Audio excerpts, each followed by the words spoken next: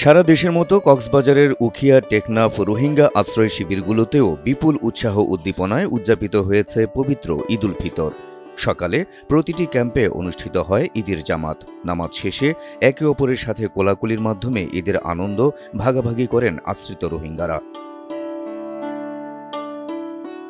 বয়স্কদের চেয়ে রোহিঙ্গা শিশুদের মাঝে ঈদ উৎসবের ছোঁয়া লেগেছে বহুগুণ। নানা রঙের পোশাক পরে দলবল নিয়ে ক্যাম্পের অলিগলিতে ঘুরতে দেখা গেছে তাদের।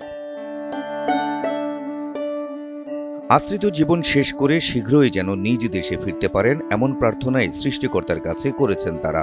সরকারের পক্ষ থেকে যে আশার বাণী শোনানো হয়েছে তাতে তারা খুশি বলেও মন্তব্য করেন কয়েকজন রোহিঙ্গা। নিজের দেশ মানে তোর নিজের দেশ হিসেবে নিজের পাড়া হিসেবে কম বেশি লাইতো এড়িয়ে কম লাগে। আলহামদুলিল্লাহ এড়িয়ে কম না লাগে যেন কম লাগে, তবেও নিজের দেশের মানে আরো বেশি কম লাগে। যাতে হলে আর খুশি লাগে, কারণ আর অত নিজের দেশ নিজের অত নিমানের অর্ধক যাতে হলে আর যখন ফেরেসার ন লাগে খুব খুশি লাগে। মগর গোয়া তরিকা মদিন শান্তি মদিন হওয়া বলে মারাই আন চাইছে আর আল্লাহর আছে শান্তি আন চাই না।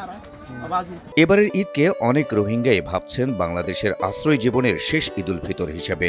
কারণ কদিন আগে টেকনাফে এসে আগামী বছর রোহিঙ্গাদের নিজেদের বাড়ি গিয়ে ঈদ করার আশার কথা শুনিয়ে গেছেন প্রধান উপদেষ্টা ডক্টর মোহাম্মদ ইউনূস।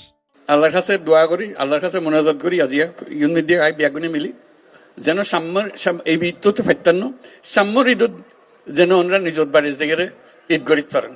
আলহামদুলিল্লাহ, বহুত শুকরিয়া। দীর্ঘ ৯ বছর ধরে বাংলাদেশের আশ্রয়ে থাকা এই রোহিঙ্গারা নিজ দেশে ফিরতে চান, নিজ ভিটে মাটিতেই গড়তে চান নিজেদের শান্তির আবাস।